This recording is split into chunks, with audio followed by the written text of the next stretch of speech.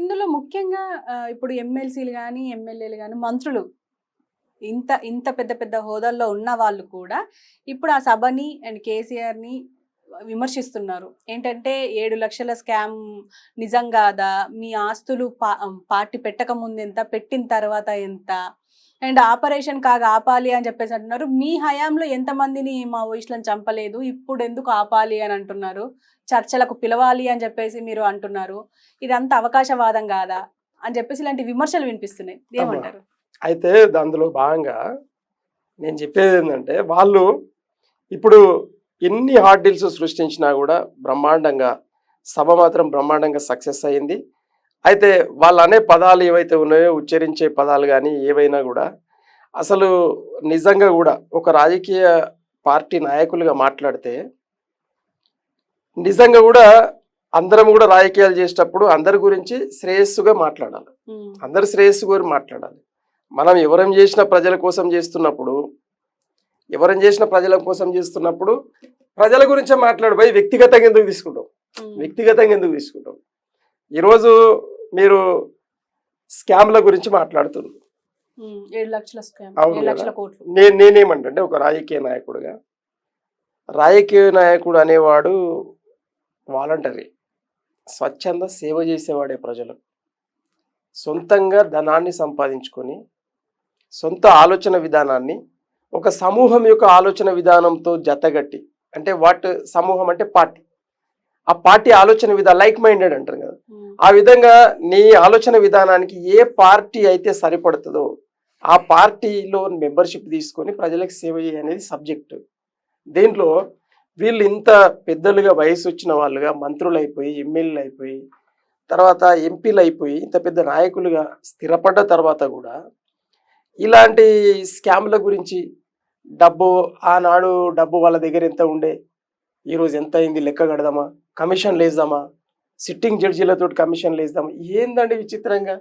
అంటే రాజకీయ నాయకులు అంటే ప్రజాధనాన్ని దోచుకునే వాళ్ళు అనే క్రియేషన్ మీరు చేస్తూ ఉన్నారు. ఇక్కడ చూడు, మేము ఎప్పుడు కూడా కేసీఆర్ గారు ఎవరినేం అనలేదే, ఎప్పుడు టీఆర్ఎస్ పార్టీ, ఇప్పుడు మీరు అంటున్నారు కాబట్టి మేము స్టార్ట్ చేసినాం.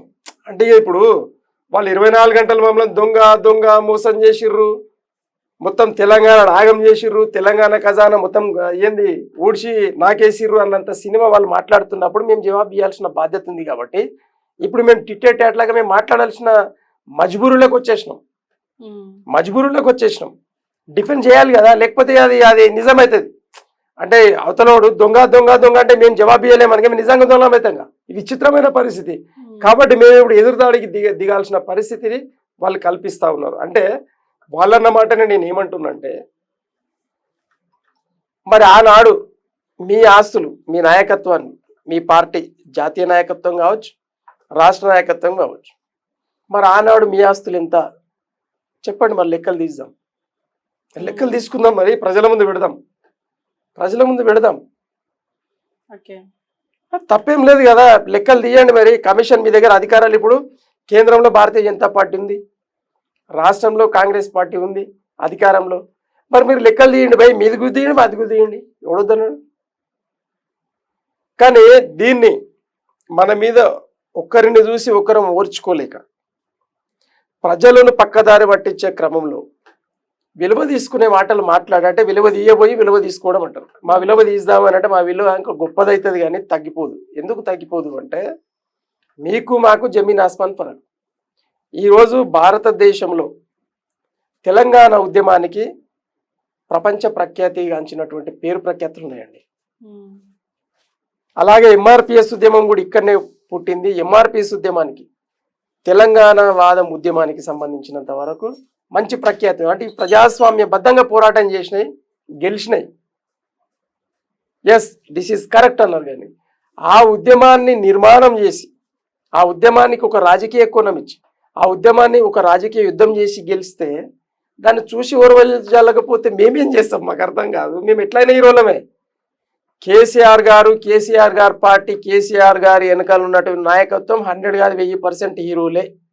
ఆయనను చూసి ఓర్వజాలక పక్కదారి బట్టి పక్క పార్టీలలో ఉండి ఆ పార్టీలలో పదవులు సంపాదించుకోనికను, ఆ పార్టీ నాయకత్వం అధినాయకత్వంలో ఇంకేదన్నా మీరు కోరుకున్నది ఏమన్నా ఆశించింది కావాలని దాన్ని అందిపుచ్చుకోవడానికి మాత్రం మమ్మల్ని విమర్శిస్తే మేము పడడానికి కూడా రెడీగానే ఉన్నాం, కానీ మేమేం మీకేమి వద్దనట్లేదు. బట్ మేము ఎట్లయినా హీరోలమే అవుతారు, మీరు ఎట్లయినా జీరోలే అవుతారు, మీరు ఎట్లయినా విలన్లే అవుతారు.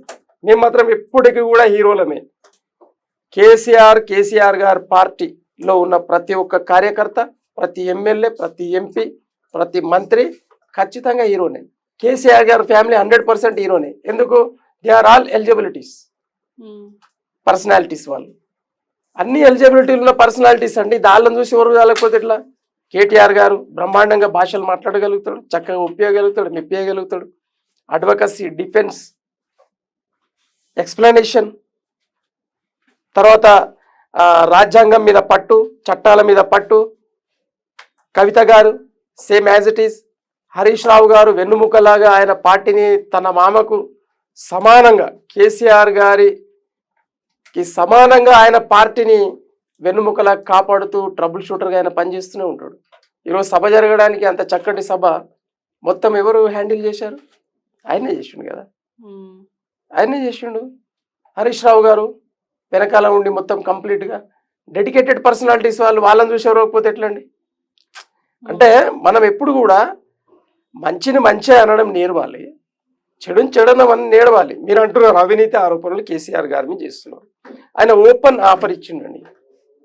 అరే బై, నేను అవినీతి చేసినట్లుగా మీరు ఆరోపిస్తే మీ దగ్గర అధికారం ఉంది, మీరు కమిషన్లు వేయండి, నా అవినీతిని బయట పెట్టండి.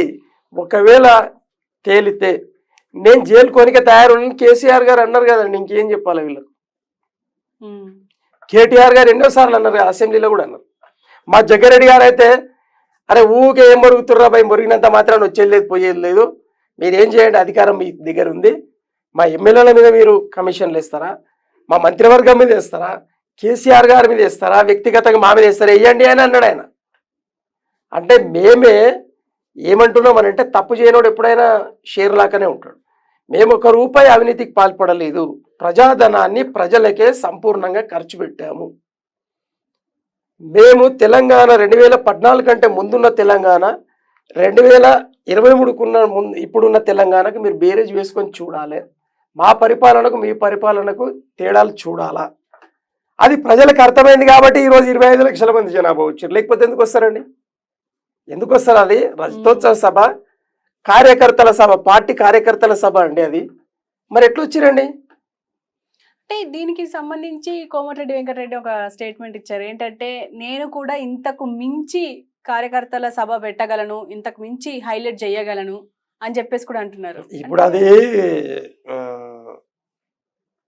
ఏం పేరు, మన కోమటిరెడ్డి వెంకటరెడ్డి గారు మంత్రి గారు వాళ్ళ బ్రదర్స్, కోమటిరెడ్డి బ్రదర్స్ కు పైసలు ఎక్కువైనాయి. పైసలు ఎక్కువై ఆయన అట్లా మాట్లాడతాడు.